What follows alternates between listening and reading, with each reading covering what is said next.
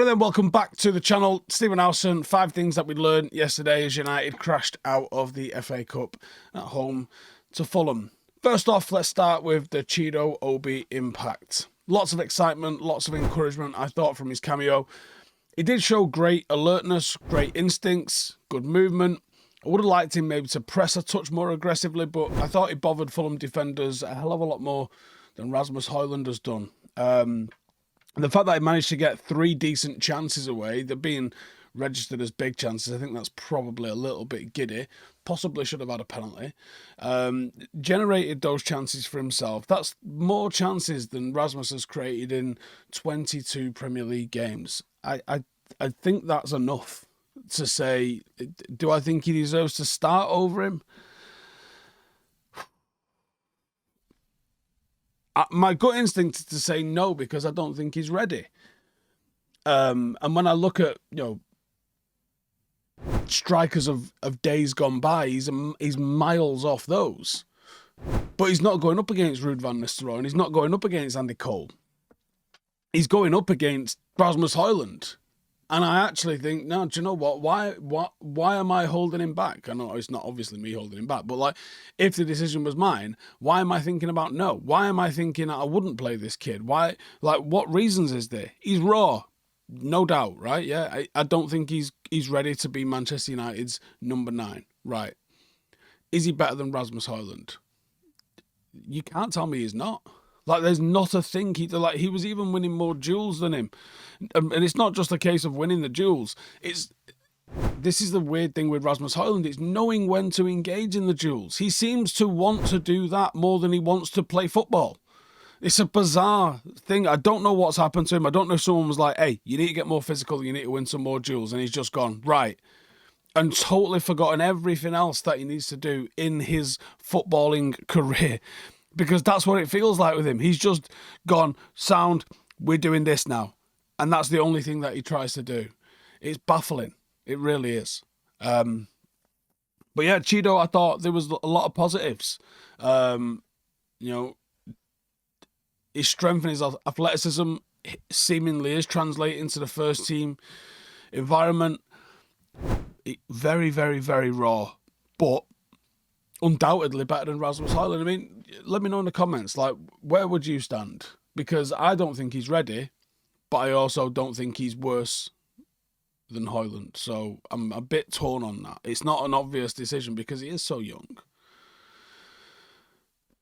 Number 4. No, yeah, I'm talking about number 4. But number 2, Ligt. I thought Ligt was outstanding yesterday. And again, I mentioned about, I thought it didn't necessarily have the quality, the Rolls Royce kind of quality of some defenders that we've seen.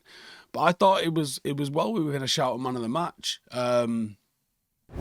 Yes, he did some stuff on the ball, which I didn't touch on last night. But it was more the attitude of him. He pressed effectively, he pressed out of position effectively as well, stepping off the back line at times. He made some absolute blockbuster tackles. He had some brilliant box defending. He was a warrior. And when the chips are down a little bit, you need someone that's just going to smash somebody. And I've liked a lot of the signings in the summer. Ugarte, Mazraoui, and Ligt. I think they've all come in, and to a greater or lesser degree, Lenny Yoro as well. But he's still obviously one for the future. I really like Ligt. It's hilarious that Graham Souness called him lightweight. I genuinely believe he watched him on that Champions League run when he was a teenager and then never seen him play ever again. Because lightweight is just the furthest thing you think of. When you think about him, he's absolutely mothering people up and down the pitch. So that was good to see. But yeah, well done. Might have been his best game in a United shirt.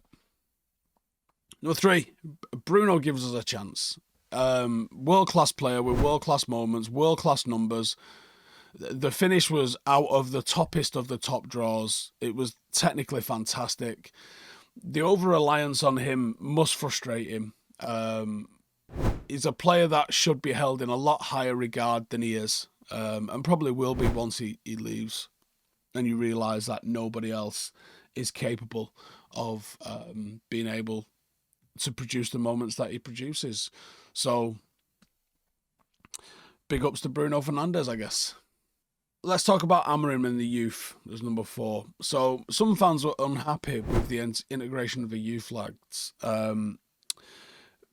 which is mad because considering that we finished the game with both Heaven and Chido on the pitch. But the fact that we didn't select anybody else for the bench and we had a couple of blank spots on the bench rather than filling them with youngsters is strange. Pigeonholing senior players into positions that they're not really optimised for rather than giving youngsters a chance, people that seem better suited to the positions. I hope he sees the performances of both Aid and Heaven, who was pretty solid, I felt. Certainly didn't really put a foot wrong. I hope he sees the performances of both of those two and says, do you know what? No, there's something in these youngsters and there's something in us playing these youngsters and not just them. As we've mentioned, from Morehouse, Fletcher, Harry Amas, who's still not had a look in. There are, and this is before you get down to the real younger ones, your Shea Laces and your Ibrahimovs. Like, we have got some attacking talent in the team. It's very, very young. And I don't know whether he is or not. I mean, I'd love to find out. But I would like to just know, what's the integration looking like today at training, tomorrow at training, Wednesday morning at training? Are these lads actually getting some time on a training pitch with the gaffer there while the senior players are there? So they can go like for like. Because I refuse to believe, with how poor some of those senior players have been, that those youngsters don't look better than them. Because you're seeing it with the ones that are coming on. You're seeing those players looking fantastic. And, there were senior players doing weird stuff yesterday. Xerxes getting a hell of a lot of praise. But he also does some stuff where I just go, what the fuck is he doing? And Casemiro, there was at times Casemiro played some absolutely phenomenal balls round the corner, the perfect weight for people to run onto. And then sometimes he just turns and passes it like to no one. And you go, like, I don't understand what the fuck's going on. You can't tell me that some of these youngsters can't do that. You can't. And you can't tell me that some of them don't have the energy. Now, maybe they don't have the raw physicality to be able to go and impose themselves in Premier League matches from a physical point of view up against some fucking monsters. But you can't tell me that they don't have the energy. Because even if you roll it back a little bit, Toby Collier, who wasn't exactly like screamed and raved about in the academy, came on and did a bloody good account of himself. Again, not to the point where I'm like, forget signing anyone, just play Toby Collier. Never said that. Just said he looks good in the squad. Looks like he's capable of filling a United shirt, at least in this current era. It's the lowest it's ever been in my time of watching. The standard is in the toilet. So you can't tell me that some of these youngsters cannot meet that expectation. So I'd like to see some more, especially as we now enter, we're in March now, aren't we? And, there is but one trophy remaining. I don't see us getting past Sociedad, and I know Sociedad got absolutely pumped. I just can't see us getting past them. I can't. I guess Dorgu's going to be available for that one because obviously the suspension is only domestic. That's a bonus. He's had a nice little rest this weekend. Hopefully he's someone that we can pin our hopes on come Thursday. It's an early kickoff, just in case you was wondering. But, it's one of them, innit? Cheers for tuning in. As always, make sure to subscribe. And I'll catch you in the next one. Laters.